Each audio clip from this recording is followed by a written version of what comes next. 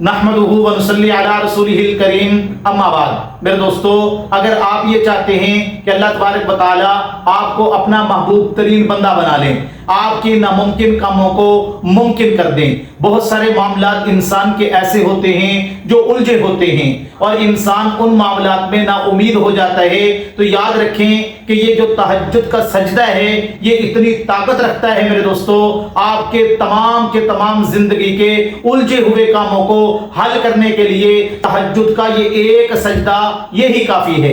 تو آپ نے تہجد پڑھنی کیسے ہے میں آپ کو بتلاتا ہوں، توجہ کے ساتھ میری بات کو سنیں۔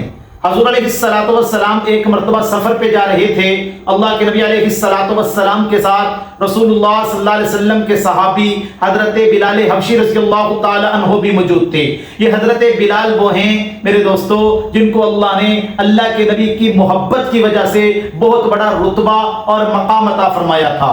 حضرت بلال رضی اللہ تعالی عنہ کو اللہ نے یہ مقام عطا فرمایا کہ ایک مرتبہ رسول اللہ صلی اللہ علیہ وسلم نے فرمایا، بلال تو کون سا ایسا عمل کرتا ہے کہ میں نے جنت میں تیرے پاؤں کے کھٹکے کی آواز سنی ہے۔ میرے دوستو، حدیث کی کتابوں میں یہاں تک آتا ہے کہ اللہ کے نبی علیہ السلام فرماتے ہیں، حدیث کا مفہوم یہ ہے کہ جب میں جنت میں جاؤں گا میری اونٹنی کی مہار حضرت بلال حبشی رضی اللہ تعالی عنہ نے پکڑی ہوگی۔ اللہ نے یہ اعزاز ان کو عطا فرمایا۔ یہ سفر اور حضر کے اندر امام الانبیاء صلی اللہ علیہ وسلم کے مؤذن بنے۔ سفر میں بھی اذان کی خدمت ان کے سپرد ہوتی تھی اور حضر میں بھی اذان کی خدمت ان کے سپرد ہوتی تھی۔ اللہ کے نبی علیہ السلام کے وصال کے بعد یہ اللہ کے نبی علیہ السلام کے شہر مدینے کو چھوڑ کے چلے گئے، تو کئی سالوں کے بعد اللہ کے نبی علیہ السلام رات کو ان کے خواب میں آئے، اللہ کے نبی کی انہوں نے زیارت کی۔ رسول اللہ صلی اللہ علیہ وسلم نے فرمایا، بلال یہ کیا بے وفائی ہے کہ آپ ہمارے پاس ہمیں ملنے کے لیے کبھی آتے ہی نہیں ہو؟ تو حضرت بلال اسی وقت چلے اور مدینے میں آئے اور مدینے کے اندر آ کے اللہ کے نبی علیہ السلام کے مسجد نبوی کے اندر میرے دوستو اذان دی۔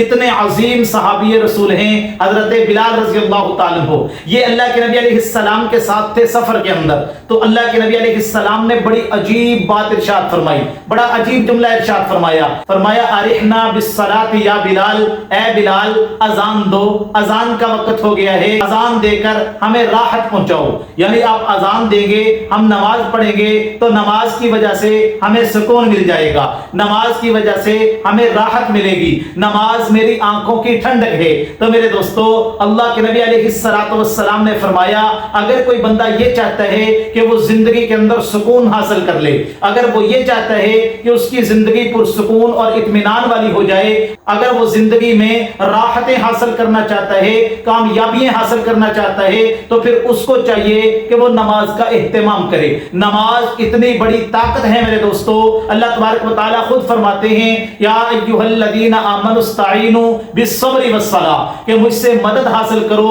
نماز کے ذریعے سے اور صبر کے ذریعے سے۔ تو میرے دوستو، نمازوں کا اہتمام تو آپ نے کرنا ہی کرنا ہے، لیکن رات کو اٹھ کر تہجد کی نماز کا اہتمام بھی آپ نے ضرور کرنا ہے۔ تہجد کی نماز کی توفیق اللہ اسی بندے کو عطا فرماتے ہیں جس سے اللہ محبت فرماتے ہیں۔ جس بندے کو اللہ اپنے قریب کرنا چاہتے ہیں اسے میرے دوستو تہجد کی توفیق عطا فرماتے ہیں۔ حضور علیہ السلام نے ارشاد فرمایا، حدیث کا مفہوم یہ ہے کہ تم تہجد کی نماز پڑھا کرو، فإنہ دأب الصالحین، کیونکہ یہ صالحین کا طریقہ ہے، یہ اللہ والوں کا طریقہ ہے۔ جو بھی اللہ والا ہوتا ہے وہ تہجد کی نماز کو نہیں چھوڑتا، کیونکہ یہ وقت ہی اتنا عظیم ہے، اتنا پیارا وقت ہوتا ہے، اتنا قیمتی وقت ہوتا ہے۔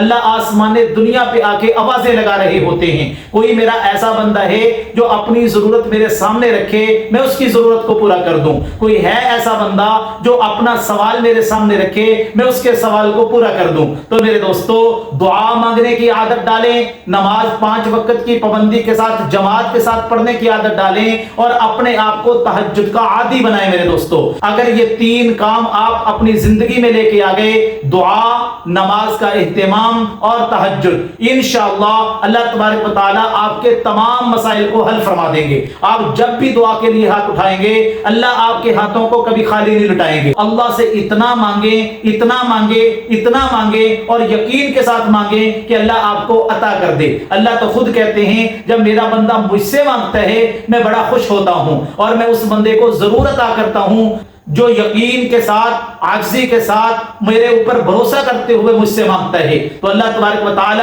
ہمیں ان باتوں پر عمل کرنے کی توفیق عطا فرمائے۔